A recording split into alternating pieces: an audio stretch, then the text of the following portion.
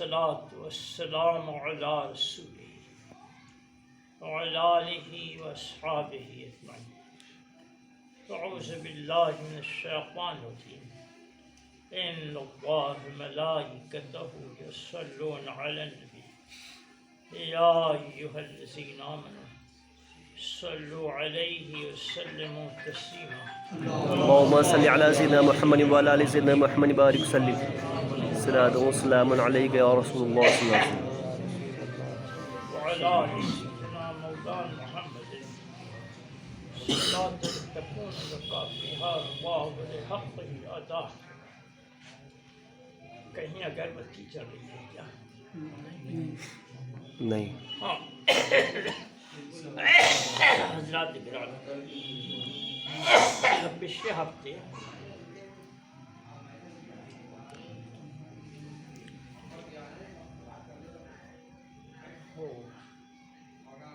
صبر کا موضوع زیر بحث رہا اور میں نے آپ سے وعدہ کیا تھا کہ اس موضوع پر بات آگے بڑھائی جائے گی اور انشاءاللہ یہ اور بات ہے کہ میں نے جو ارادہ کیا تھا اس کے مقابلے میں ذرا بات مختصر کروں گا اپنی حالت کے پیش نظر، لیکن ذرا ایک بات آموختے کی پوچھ لوں. ہم ماسٹر لوگ پچھلے سبق کا آموختہ لیا کرتے تھے بچوں کا، تو گزشتہ یہ بات بتائی گئی تھی کہ ڈیلی روٹین روزمرہ کی زندگی میں ایسے واقعات ہمارے سامنے آتے ہیں کہ جس پر ہم کو عملی طور پر صبر کرنا چاہیے. تو یہ ہفتے میں کچھ پریکٹیکل ہو گیا کیا آپ لوگوں کا؟ خیر، پردہ داری بہتر ہے. اللہ آپ کو ہمت عطا کرے. صبر میرے لیے بھی دعا کیجیے.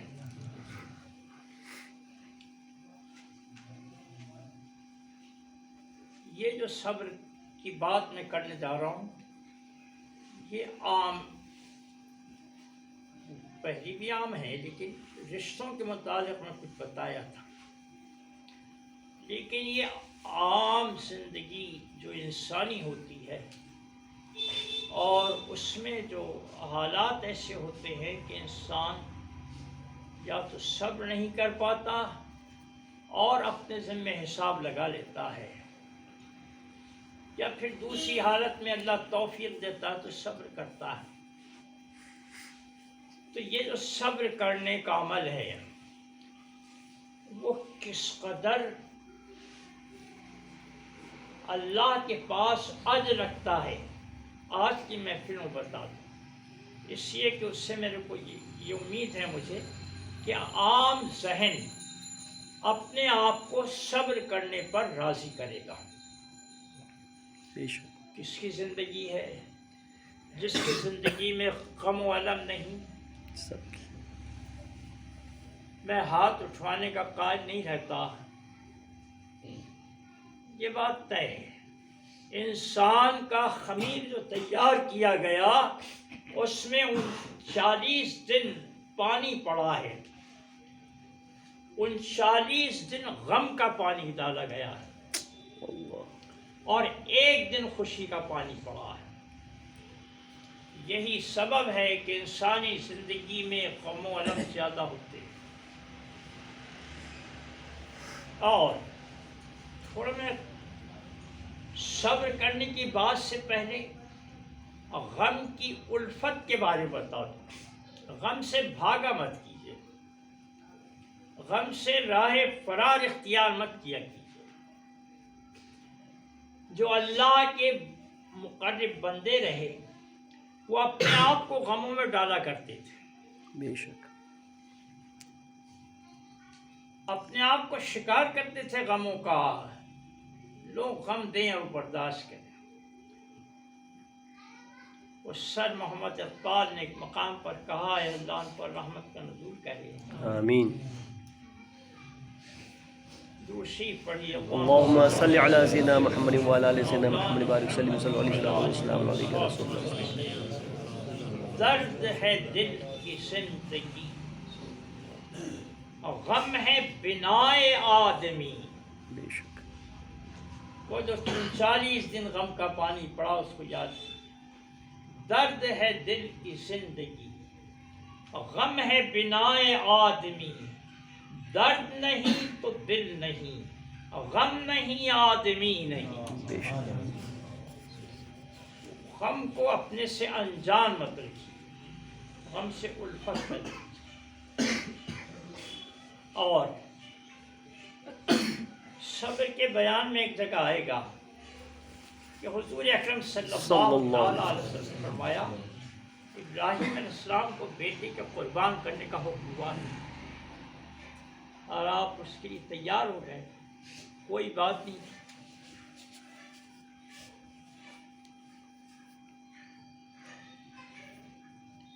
پھر اور 2-3 واقعے آپ نے بتایا. ہاں، حضرت یحییٰ علیہ السلام پر آرا چلایا گیا، کوئی بات نہیں. پھر آپ نے فرمایا کہ غم و الم کا معاملہ تو میرا ہے، کہ جو غم و اندوہ اللہ نے میری زندگی میں گزارے ہیں وہ کسی نبی کی زندگی میں نہیں گزارے. اللہ. آپ کی سنت پاک ہے. اور پھر آگے جو ذکر کیا ہے حضرت یحییٰ منیر رحمۃ اللہ تعالیٰ علیہ نے، تو آپ کے نواسوں کا ذکر کیا ہے بے شک. کہ حسین محترمین کے غم و الم کو دیکھو کہ ان لوگوں نے اپنے آپ کو غم کے لیے وقف کر دیا، راضی برضا رہے. تو یہ غم کے معاملے میں اگر ہم راست پر ہیں، کسی کو ستا کر اب کچھ غم دیکھ رہے ہیں تو ہمارے عمل کا ریئیکشن ہے. یہ وہ غم کی بات کر رہا ہوں میں جس میں یک طرفہ ہم ستائے جائیں، اس پر صبر کر لیا کرو. اب اس کا اجر کیسا ہے وہ دیکھیے. یہ واقعہ ہے حضرت مطرف بن عبداللہ الحراشی رحمۃ اللہ علیہ. یہ تابعی بزرگ رہے، صحابہ کو دیکھا ہے. 202 ہجری میں حضرت کا وصال بتایا جاتا ہے.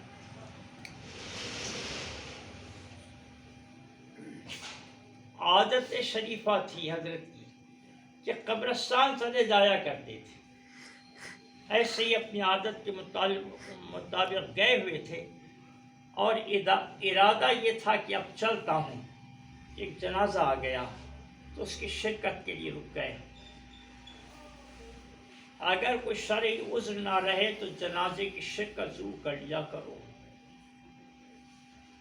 وہ حدیث شریف کا مفہوم ہے کہ جس نے نماز جنازہ پڑھا اس کو اللہ عز و جل ایک قیرات عطا فرمائے گا، اور جو آخر تک رہا اس کو 2 قیرات. پوچھا گیا قیرات کیا ہے؟ آپ نے کہا 2 عظیم پہاڑ. سبحان.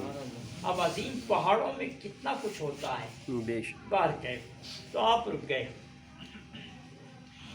دفن میں کچھ دیر تھی تو 2 رکعت نفل کی نیت کر لی. اب یہاں یہ بھی بات سمجھ میں آ رہی کہ وہ لوگ اپنا کوئی وقت بیکار نہیں جانے دیتے تھے. ذرا یہ ہمارے اسلاف کی یہ صفت پر اب اپنی زندگی کو ذرا دیکھو تو. تھوڑی دیر میں رک جاتا ہوں. وہ لوگ اتنی دیر کو بیکار نہیں جانے دیتے تھے 2 رکعت نفل کی نیت کر. ہم کس قدر بیکار وقت گزارتے ہیں. لاؤ اس میں سے ایک لمحہ واپس لاؤ، نہیں لا سکتے. اس لیے خدا کے واسطے بیکار وقت حرام کر لو. یہ لفظ حرام میں نے پوری ذمہ داری سے استعمال کیا. کوئی اس میں تکلف نہیں، کوئی مفتی صاحب سے رجوع کرنا نہیں. باہر گئے نماز مختصر پڑھی تاکہ دفن بالکل قریب آ جائے، میں نماز میں رہوں، مختصر پڑھی چھوٹی چھوٹی صورتوں سے. اور اب کچھ بیٹھے تھے کہ قریب کی قبر سے آواز آئی، تم نے بہت مختصر نماز پڑھی ہے. ہاں مختصر. ذرا یہاں پہنچ کر میرے کو اس کی افادیت کی بات بتا دو کہ چاول منڈی میں درس کے دوران میں نے کچھ مرحومین کے مکالمے کی بات کیا اور وہاں سے چلا آیا تو میرے بعد وہاں بات چیت ہو رہی تھی. ایک نوجوان نے آ کے بتایا کہ وہاں لوگ باتیں کر رہے تھے کہ عجیب بات ہے، ہڈیاں مٹی بن جاتی ہے، ہڈی ایک ایک ہڈی ہم خود کھود کے دیکھتے ہیں اور اب یہ مردے باتیں کرتے ہیں. عجیب اتفاق کہ نماز جنازہ کی تکبیر کے معاملے میں نے دیوبندی مفتی عبدالرحیم گجراتی کا فتویٰ حاصل کیا تھا ایک جگہ سے، یہ بدعقیدوں کو بتانے کے واسطے. اسی کاغذات میں وہ بھی فتویٰ تھا جو میرے کام آیا. کسی نے پوچھا تھا مفتی صاحب سے کہ کیا مردے بات کرتے ہیں، تو انہوں نے بہت اچھی پلیلی بات کرنی، قابل تعریف کی. انہوں نے یہ صاف نہیں کہہ دیا کہ ہاں وہ باتیں کرتے ہیں، انہوں نے یہ کہا کہ ہم سے ان کا خطاب چلتا ہی رہتا ہے. میں اپنے الفاظ میں کہہ رہا ہوں، یہ اور بات ہے کہ ہم سن نہیں سکتے. اللہ، یعنی وہ بات کرتے ہیں، ہم سن نہیں پاتے. ایک عام بات ہے، یہ بھی آپ کے ہمارے میرے سبق کے واسطے، کہ جب کسی مرحوم کو دفنانے لے جاتے ہیں تو وہ کہتے ہیں کہ تو بھی ویسے ہی چلا آیا. ارے ہم مرے تھے، تو نے ہم کو گاڑا تھا تو ہم کو دیکھ کر تو عبرت پکڑتا، کچھ سدھر جاتا. ہم کتنی موتوں کے بعد سدھرے ہو،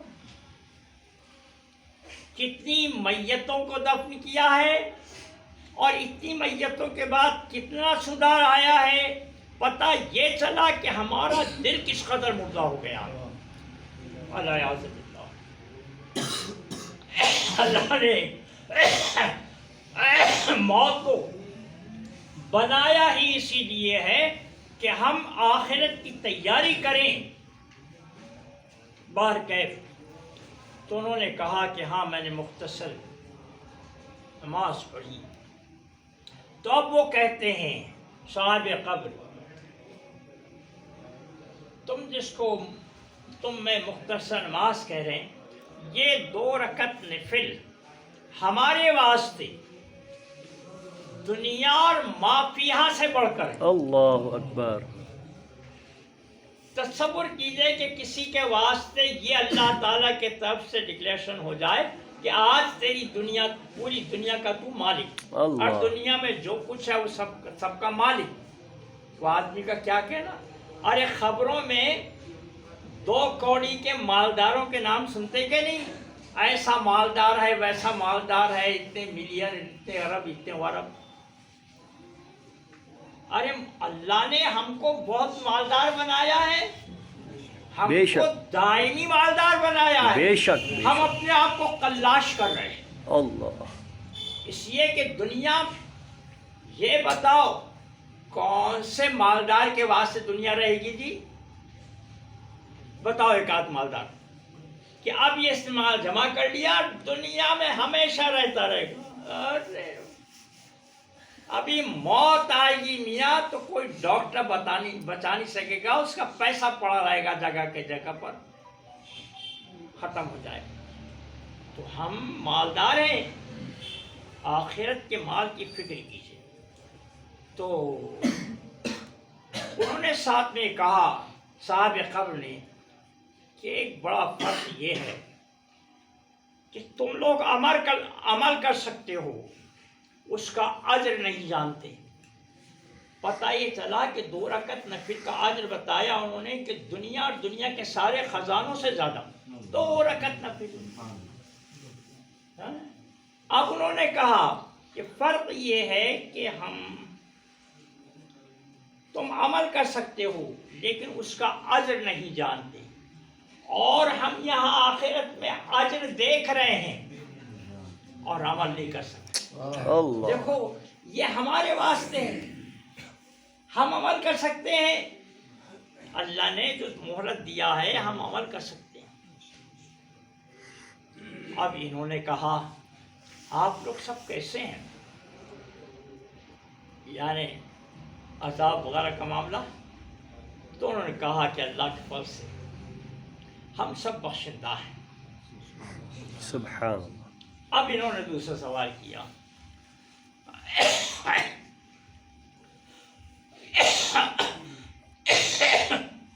آپ لوگوں میں سب سے زیادہ برگزیدہ کون ہے؟ تو اب جو باتیں ہو رہی ہے، لکھا ہے کہ وہ ایک مزار کی طرف اشارہ کرتے ہیں، پتہ یہ چلا کہ باتیں نہیں بلکہ خود موجود ہے سامنے، ان کا ہاتھ بتا رہا ہے کسی مزار کی طرف کہ یہ صاحب جو ہیں بہت برگزیدہ ہے ہم لوگوں میں، بہت مرتبے والے ہیں۔ انہوں نے دعا کی، یا اللہ میں ان سے ملاقات کرنا چاہتا ہوں۔ وہاں سے روح اور جسد کے ساتھ برآمد ہوئی۔ دیکھو اللہ قدرت رکھتا ہے، بے شک بے عزت جو ہوگی وہ ہوگی، لیکن اللہ اپنے بندوں کے متعلق قدرت رکھتا ہے، بے شک جس کی روح کو اجازت دے دے اور جس کو جسم و جان کے ساتھ اجازت دے۔ بے شک انہوں نے دیکھا کہ جو برگزیدہ بتائے گئے ہیں بہت کم عمر ہے، نوجوانی میں انتقال ہو چکا ہے، کم عمر ہے۔ پہلا سوال انہوں نے جو کیا وہ یہ کیا کہ آپ ان لوگوں میں برگزیدہ ہیں؟ تو انہوں نے یہ نہیں کہا جبکہ ہے کہ ہاں میں برگزیدہ ہوں، نہیں، انہوں نے یہ کہا کہ یہ لوگ ایسا کہتے ہیں۔ اللہ دیکھو ان کے ساری اللہ کو بہت پسند ہے۔ انہوں نے یہ نہیں کہا کہ میں برگزیدہ ہوں، انہوں نے یہ کہا کہ یہ لوگ ایسا کہتے ہیں۔ تو اب انہوں نے کہا کہ کیا آپ نے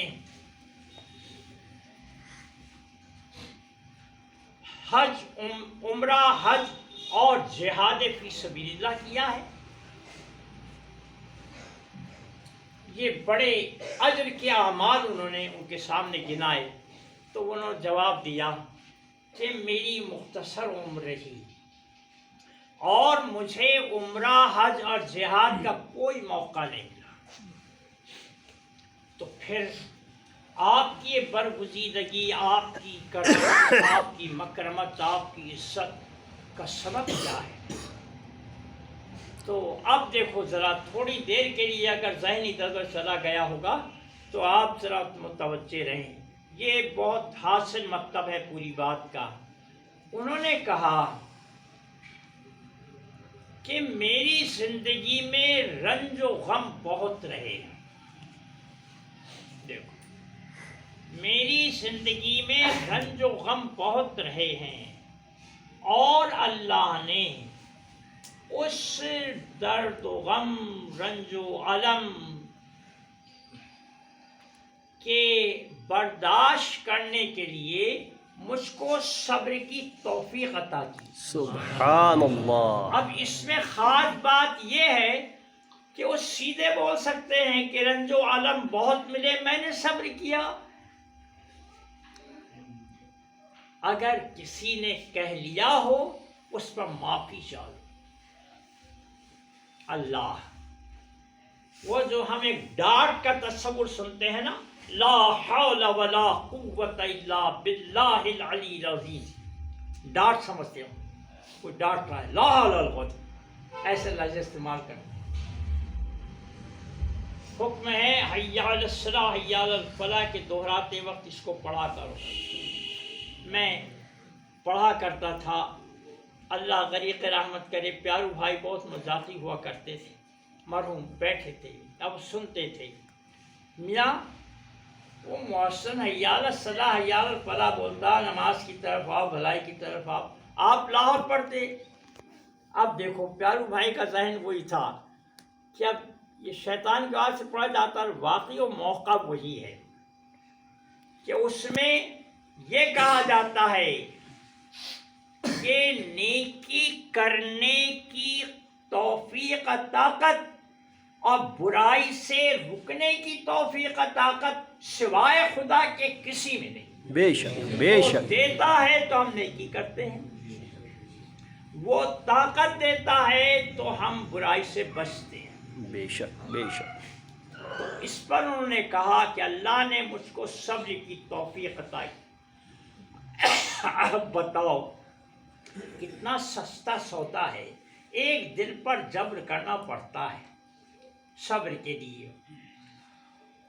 عبادتیں ہم اگر بڑی قدر و منزلت ثوابات والی نماز کی نیت کرتے ہیں اور وسوسے شروع ہو جاتے ہیں، کئی ساری خامیاں رہتی ہیں، مگر صبر اس کی رضا کے واسطے ہو جائے تو اللہ اتنا بڑا اجر دیتا ہے۔ تو یہ اسلامی ہمارے معاشرے کی درستی کے لیے یہ ایک بات کہ ہم اپنے پر ہونے والی زیادتی کے لیے صبر کر لیں اللہ کی خوشنودی کے لیے، تو اللہ اس میں خوب اجر عطا فرماتا ہے۔ ایک یہ بات بہت عام فہم ہے، سب کے سمجھ میں آ گئی ہے۔ میری زبان مشکل تو نہیں ہے نا بابا، میرے کو ڈر لگتا ہے یہ کہ میں ذرا مشکل لفظ استعمال کرتا ہوں، سب کی بات سمجھ میں آئی ہے۔ تو اب میاں وہ معاملہ کوئی میاں بیوی کا ہو، دوست کا ہو، خریدار بیچنے والے کا ہو، جس کا بھی ہو، صبر کرنا سیکھ لے بس۔ بس اگر بہت زیادہ کوئی بے صبرا ہو اور خدا کرے کہ اس پر صبر شروع کر دے تو اس کے ساتھ رہنے والے بھی چونک جائیں گے۔ بہت جھلاتا ہو، ڈانٹتا ڈپٹتا ہو، گالی گلوچ کرتا ہو، ہت تیری دھت تیری، اور وہ صبر کر لے تو ان کو بھی کتنا چین ملے گا۔